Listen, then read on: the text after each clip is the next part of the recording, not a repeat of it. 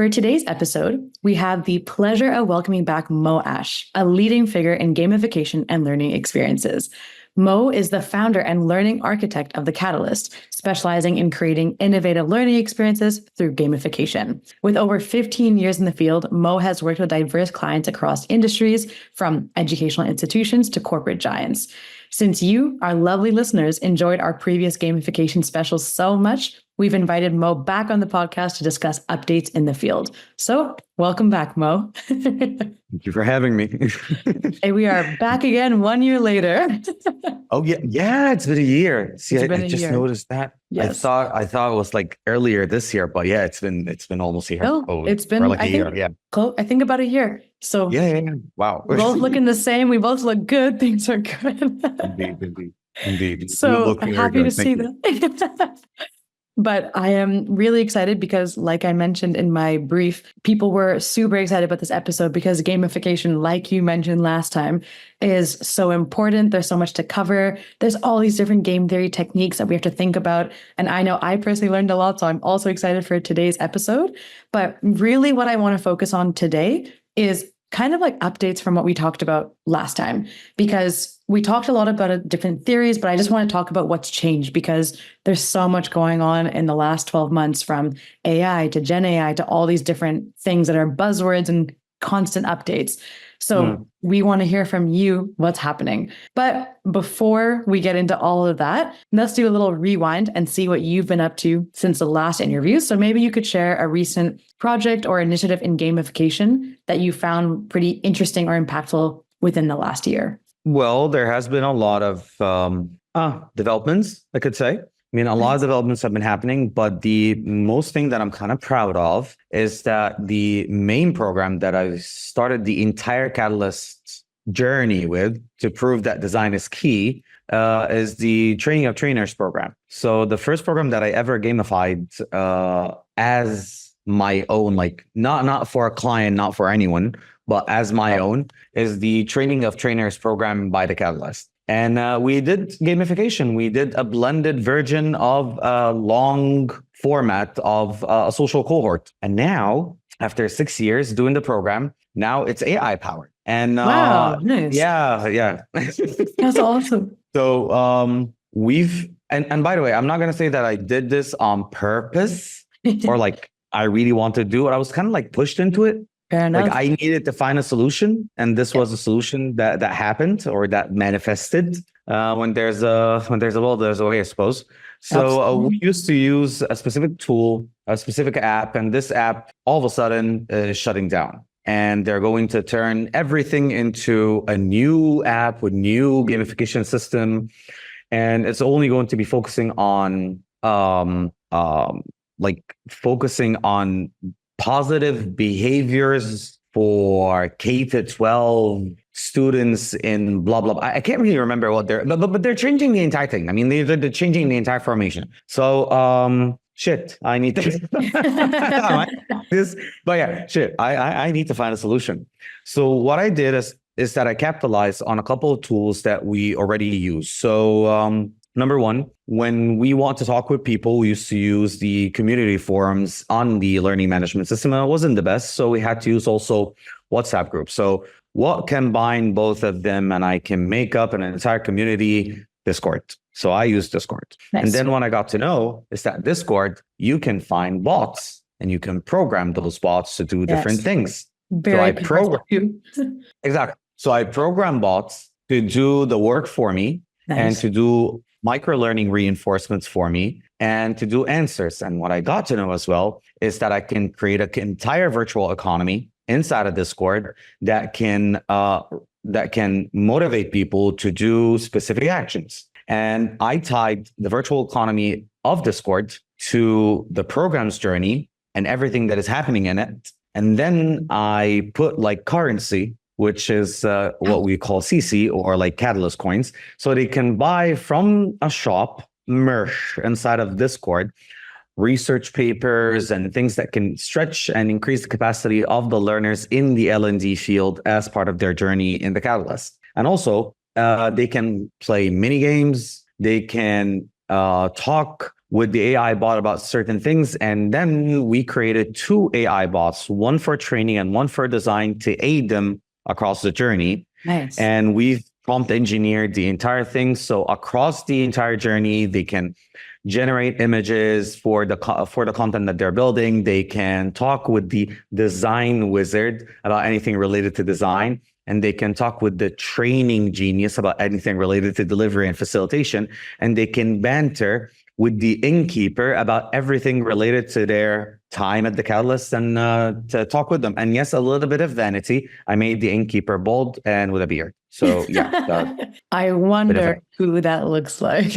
I don't know. I could not tell you. And now our listeners will be saying, if anyone hasn't seen a preview of the podcast, like, who is he talking about? I guess we'll find out.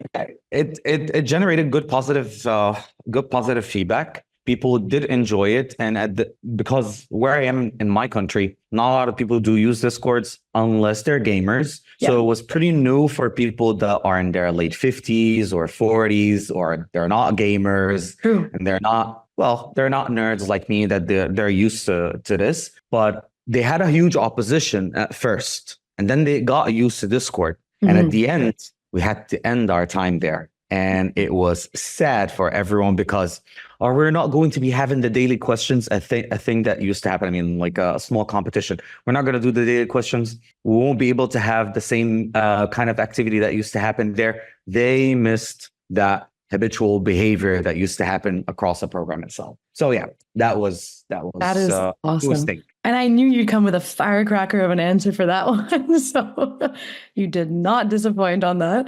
But really interesting. And actually, I love the different ways that you actually use AI in order to automate that, because also you probably recognize like you had to use something along those lines for the solution, given the time and age that we're in right now, which also leads me to my next question. And I'm sure maybe you learned about or worked on because of that project you were working on over the past, 6 years, but also the most recent updates in the past year. But let's dive into a little bit more about the recent innovations in gamification. So what for you are some of the most exciting innovations that you've seen recently, and what's top of mind for you right now? I think I'm going to disappoint you on that one. There hasn't been a lot of innovation going on. Oh, damn. It's still the AR, MR, VR, all the R's, like which are all called XR, like iPhone X, it's the 0, and then like the X with anything. I'm serious. All of the XRs are the MRs, the ARs, and the VRs, so they're still all there. Reality of some sort. Yeah, some reality of some sort. True. Some people have been using AI differently. You got a lot of platforms and a lot of websites that are saying, okay, we're this tool that can gamify education for you, which is, I don't know, again, chocolate covered broccoli. It's not, oh my God, that's some new innovation, that groundbreaking thing. Still the same thing. I am going to be systemizing the process better for you. I will be trying to autopilot certain things for you. I don't know if you noticed, but remember when HTML was a thing? Yes. You know what? Not even HTML. Let's get out of the gamification spectrum. You know what? One point when everyone liked Nickelback. By the way, spoiler alert, I still love Nickelback. I was going to say, you're definitely still away a fan, from the haters. Sure. I'm all for Chet Kroger. I know I'm all for Nickelback when it was always on the radio. Okay. But all of a sudden, everyone will be like, enough with Nickelback. And everyone started to hate Nickelback. I was enough Nickelback on the radio. We know, oh yeah, Lauren, you're a Canadian. So they're representing Canada. Yeah. But everyone around the world is like, enough Nickelback. This is kind of the thing that is happening with gamification now and AI. Oh, another AI tool. Oh, another gamification thingy. And that's the thing that a recent research paper is talking about, gamification myopia. So it's the short sight of understanding gamification for design service, or like for any service that is being offered using gamification as well. So we're talking about the satiation of gamification, like from the extent of over enjoyment, that hedonic pleasure of going through habitual behavior of gamification, people can get into a reverse type of behavior. And satiation is that I've been overindulging. I've been overly pleased by something to the extent that I'm getting into a state of consumption satisfaction with something that I'm getting to an extent that I'm having enough. Yeah. So what would happen then is that Lauren, she's sick of the game. She's sick of the app. And one of the things is that according to simple cognitive biases like the primacy effect and the recency effect, you're not going to be remembering how amazing that service was. You're going to remember by the recency how bored I am of it. I had enough. So what will you do? Two things. You're either going to be refuting it, or you're going to be changing that habitual behavior or that repetition and like doing a complete reverse, like a complete U-turn onto something else. And that's the thing. So it's not like gamification has been going on for a long time. Gamification has been kind of coined since the late 1990s. It started to be a term by, I believe, Nick Kelly in an article in 2010 that people started to talk about it. The concept was talked about in TEDx before in 2007 by Yu-Kai Chow. So it hasn't been going on for a while, but it has been robbed out of its pleasure by everyone trying to pitch in it. Like, I'm going to do this, I'm going to call it gamification. Let's gamify this, let's gamify that, let's gamify this. So some people have been doing it right, some people have been doing it wrong. Whether you're doing it right or wrong, you're offering that fun factor. Exactly.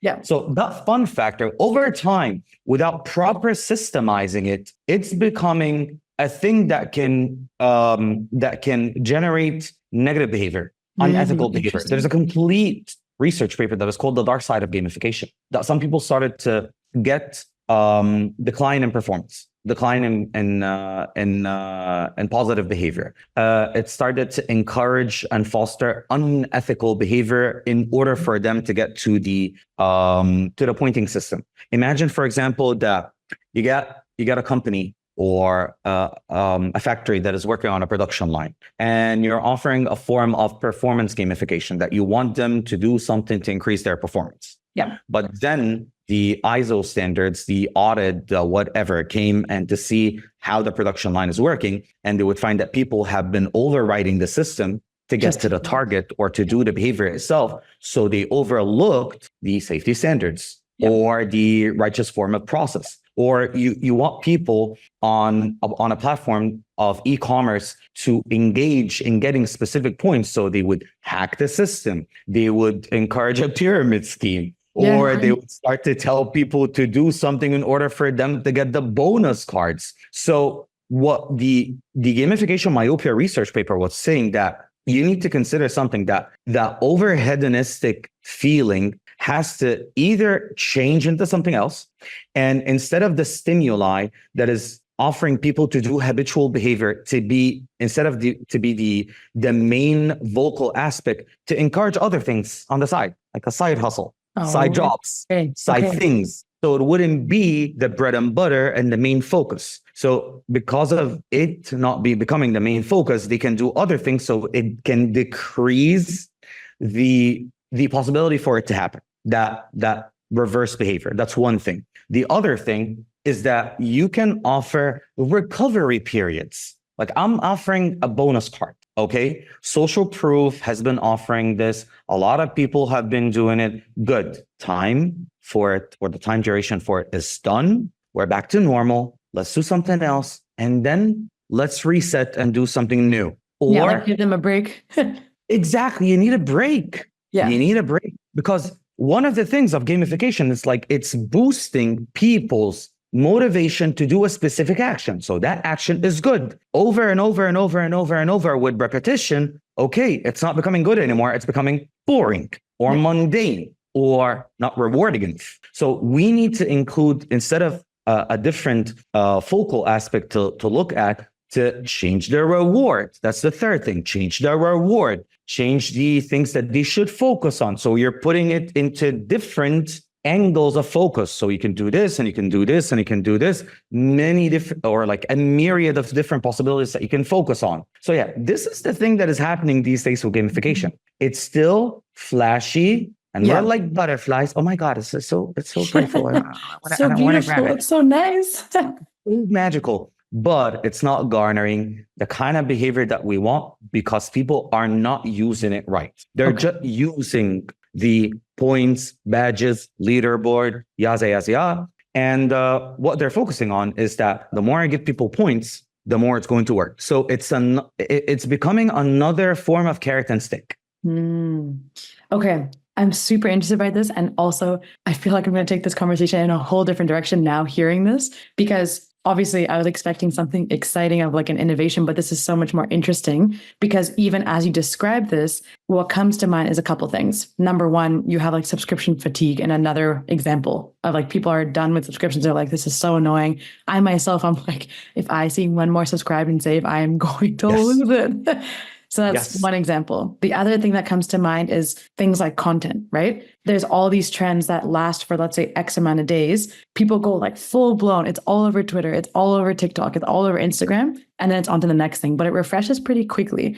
And it continues going that way. So even when you hear your friends mention some hilarious video, you're already behind. So you're almost like, I need to keep up to stay like, and people are terming this thing of being like chronically online. So that's an interesting thing of like, what is keeping people continuously up to date with these things? But as I think about what you've said, my question to you is, how do we, like, let's say, for example, the people listening to this podcast, right? They're business owners, they're marketing managers, they're people who are trying to grow the retention of their companies and trying to drive sales, drive that retention, drive those key factors. And if they're hearing this right now and maybe they have gamification tactics in their company, they're probably thinking, oh crap, this is saturated. And like you said, you can't just keep giving someone points and then expect it to work. But I'm curious from your point of view, like what would you say to companies? Like what should they be thinking about so that they don't fall into that subscription fatigue kind of thing where it's just fatigue of being overdone, and they try to look more towards like that new, exciting, and something that's actually engaging for their customers? I know it's a loaded question, but I'm super curious on your thought based on what you said about the basis of gamification not being super innovative at the moment. The point is, gamification, if you do remember from our last conversation, is built on mechanics. Okay. So one of the toughest mechanics that if we ventured on, we'd be like, did we do that? Are we too like fortunate, or are we too delusional that we think that it happened? So that mechanic is called fun once, fun always. And that's a very tough mechanic, okay? It's like whenever we play it, whenever we go through that experience, it's always fun. Okay. And let's put an example, like all of those, what I call, the official name is indie games, what I call bathroom games, because I usually play with it in the bathroom. So the indie games that I play when I'm in the bathroom, I install and uninstall a crazy number of games. I play it. It's fun. I'm interested. Okay, I'm going to be grabbing this. I'm going to be fighting that. At one point, there's this plateau that you need to get that amount of gems. You need to pass that specific boss. You need to do this. This is the kind of thing that I'm talking about. Right. At one point, I am exerting a lot of effort, no reward. What makes anyone go through a game is that I am gaining competence over the process. Doesn't have to be learning. I know my background's in gamification learning, but I'm gaining competence over doing something and I'm continuing on with it. Let's just say that Lauren is playing the guitar. If at one point you're trying to like string that chord over and over and over and it's not getting there, well, guitar is not for me. Okay. Yeah. So you need to, when you're going into a gamification system, to understand first, there's a discovery phase. I need to understand who's my target audience. What am I going through? How can I get to it? And how can I maintain consistency with that target audience to a myriad of different forms of engagement? Okay. So you got your subscriptions, you got your engagement with the content, you got a social factor that is happening with other people. There's a possibility for them to maybe do affiliate programs or partnering. And I need to find a lot of forms of substance that I can nibble on with this, okay? Whether this is going to be as part of a big gamification system or not, it doesn't matter. And then in that discovery, I'm understanding my persona, my user persona. And afterwards, I'm getting into scaffolding. So the scaffolding part, it has to be feasible, it has to be easy, and it has to have a cognitive ease. A cognitive ease means it's not going to cost me time, effort, money at first. Yeah. Money at first. And then later on, when I'm seeing that I'm investing and I am getting a reward after that investment, I can invest more. And this is the problem. If I'm investing and I'm not getting a proper reward out of it, that's the thing. And after you're doing that scaffolding, you need to have that form of engagement, the gameplay, to maintain a gameplay. And at the end, you need to do a stopper. You need to have an end. And the problem is, in behavioral psychology, we have something called the Zeigarnik effect, related to the psychologist Zeigarnik that did this. He's a she. She's a she. Not he's a she. She's a she. Her name is Zeigarnik. No, he's a she. So yeah, let's put it this way. Play with me, okay? This is global. Yeah. Dun, dun, dun, dun, dun. Dun, dun. Thank you so much. Okay. You would be dying inside if you did not do it at 10-10. It's like, I need that. That's our tendency to have closure. So the Zeigarnik effect is all about closure. Closure from this toxic relationship, from that spouse, boyfriend, girlfriend, partner, or something that I had to do, or a thing that I shifted from. And same thing with a game. Get me an end goal, get me a destination. But if you want me to do an endless game, the endless game form of engagement is extremely hard. It's like chess. And you know how many combinations are there in chess. You can still go in and there's further exploration, there's further engagement. But certain games, like the board games behind me here, once you know the gist of the game or how the game is played, that certain games, not all games. You know the end goal. And sometimes, like me, I would get other people to play the game because I want to please my own masochistic self of like seeing them humiliated by me winning.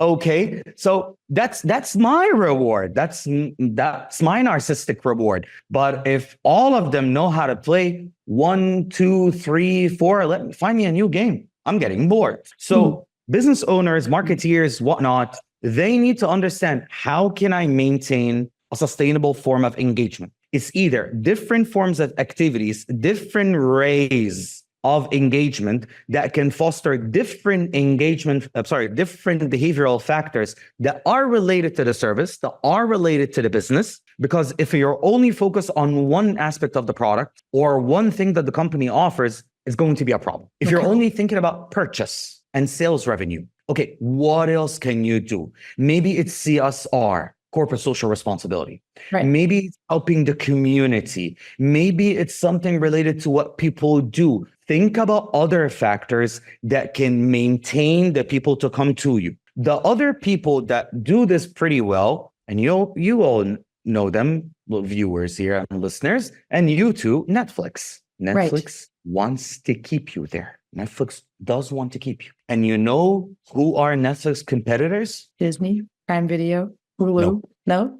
No. Who? Imagine Facebook, TikTok, and social media. Oh, for time spent. Exactly. It's not other platforms. They're competing on your attention. That's why new movies, I'm so sorry I'm saying this again. I don't know why I'm getting awful on this one. X-rated movies and weird stuff like that weird movie 365.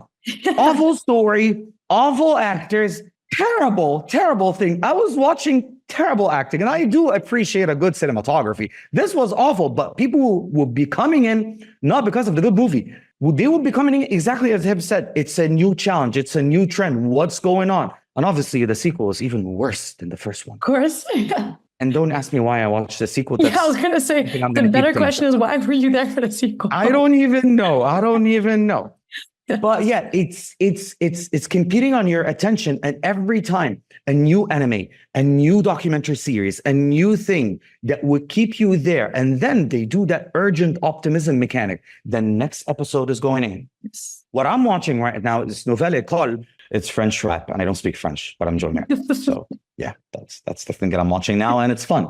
And you know they have this other feature which I just saw, which obviously came up at the perfect time before I was boarding a flight, that said, don't have time to do downloads, enable this feature and we'll randomly download things that we think that you'll like, so that if you ever on a flight that you need to watch something offline, we always have something available. And I was like, damn, that is a really good idea, because I'm always last minute where I'm like, shoot, I forgot I chose. And only on the phone, you have Netflix games. Yes. On the Netflix app, only on the phone. So they're trying to keep your attention, and some of them are actually based on like cartoons and animes and shows from Netflix itself, or trivia to Sugar Rush, that show where they make cakes. So yeah, they're competing over your attention, and they're offering it by different tools. And they're competing with a giant like Disney. It's not the same. Hulu, not the same. Amazon Prime, not the same. Yeah. They're not getting the same thing. Yeah, very true. Yeah, great point. And actually, just to kind of bring our whole conversation to a close. So we covered some of the things that are happening with gamification, that there is this fatigue and people need to be doing different things, because otherwise it's just getting saturated. It's not going to work the way that you expect. And you gave some really, really helpful insights on how to do so. Even my gears are turning as we chat about this right now. But maybe just one final thing to end on is there anything, like if you had to give one resource or one thing for someone to check out to understand how they should better implement their gamification, what would that be? Okay. Well, first off, to piggyback on something that was mentioned, AI is helping very much with gamification in terms of now you have Perplexity, you have Anthropic, which is the company that created the Claude GPT language. Okay. And you have ChatGPT, OpenAI, and also you have Poe, one of my favorites. The beauty of it is right now you can go up on top in Poe on the top left and create a bot. So you can create a bot, pack it up with different books from the gamification spectrum, and you can have a conversation with that bot. You can create your own bot. The point is you can upload a knowledge base. Okay. Yeah. And have a conversation on ChatGPT 4.0. You can create an avatar of yourself by training the bot, giving the bot a prompt about who you are, a negative prompt. I am not this, I cannot do that. And talk with yourself about certain things, what you know, how you can do it, and upload PDFs, Word documents, Excel sheets, and let them have that conversation with you about games. Last but not least, Anthropic. Now you can hack a game idea, and Anthropic will create CSS and HTML mini games for you in a preview section. Well, it's kind of like not the best format, but it's good for brainstorming. I want a game that can do this. I want it in CSS. I want it in HTML. I want it in whatever the script that I want. And it pops up on the side, and you can change color, text by a prompt in real time. Wow. Okay. So that's a good thing that you can do in AI. And when we're going to be talking about like books that can help you, what was it called? I need to say that book well.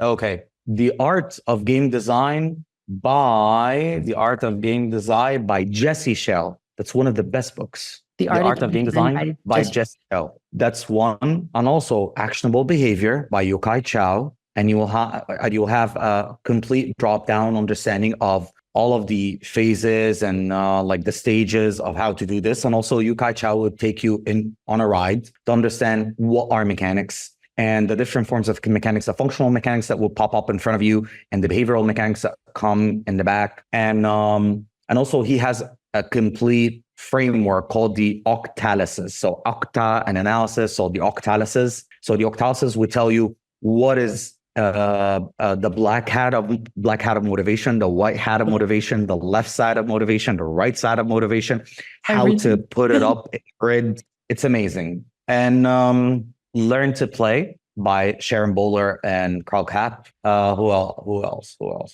Those are, we can consider those like basics that people can start with, and the MDA framework, and also Gamification Myopia. And the dark side of gamifications are actual research papers. One is 2024, the one with myopia. That's like this year, earlier this year. And dark side of gamification, I was like, I think it was like 2019, 2018. And I did talk about this in one of my lectures before about gamification in the conference. So people can look into this to, let's consider more of us preparing themselves for a casualty that might come when it comes to gamification. Yeah. Finally, please read into behavioral science and behavioral change systems, like the internal external motivation system 1, system 2 by Daniel Kahneman, the MAP, the MAP by BJ Fogg, the ABC activator behavior and consequence law in behavioral change. All of those will let you understand that gamification is not carrot and stick. It's not pointification. You do this, you get yourself a point. You do this, you get yourself up on the leaderboard. Oh, good for you. No, it's a lot more than that. You're trying to change people's behavior. And if you did, hooray, good for you, boo-boo. If you did that, well, make sure that you need to take a course behind or change that course one way or another, because you might be losing the people because they will be refuting it pretty soon. You should write a book called Boohoo by Moe Ash and all the pitfalls of gamification.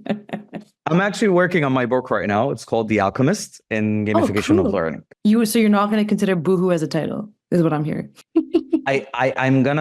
I'm going to put like a section for dedication. I'm going to get Lauren D'Souza. I'm going to say my best love and wishes. Boohoo, do well, honey. And yeah, honey. Yeah, guys, like boohoo, honey. It's called the tough love. Well. The tough love. Oh yeah, I'm pretty known for that.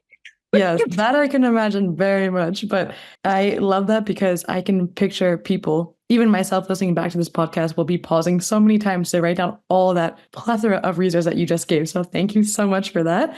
And last but not least, before I let you go, last time you gave us advice and some lightning round questions. I'm just going to end on one today so we keep it short and sweet. But if you could help market a game character, who would it be and why? Like an actual character, like a real character that is there, or like what kind of character? I'd say you could take it any way you'd like. That's an open-ended question. Well, there is a character that is very underrated, and they need a good backstory. Okay, cool. And I used to love that character. It's Johnny Bravo. We need Johnny Bravo back in our life. Love Johnny Bravo. Where did that guy go? Because it's unpredictable. He's unpredictable. He's silly. He's unpredictable because everyone thinks he's always after one thing, but sometimes he's smart. Sometimes he's like Joey from Friends. You know, sometimes Joey has the smart moments. He does have that. So they do come. Okay, but yeah, if you're thinking about like God of War, like a huge character or something, nah, Johnny Bravo. It's always the person that is very relatable. It is the best in gamification. I like that. All right. Well, with that, thank you so much again for joining me on the episode. Maybe you'll come back next year. Who knows? We'll just keep doing an annual release of the world of gamification. But I am super excited for everyone to hear this because I even just remembering from last year's episode, there's so much more shared, and it's really interesting to see the flow of how gamification is going, and the fact that it's not always rainbows and peaches, that we have to think about these things very realistically and how to go about it. So thank you so much for sharing all those insights, and I'm sure we'll see you back again on the podcast. So thank you so much again, Moe. Thank you so much.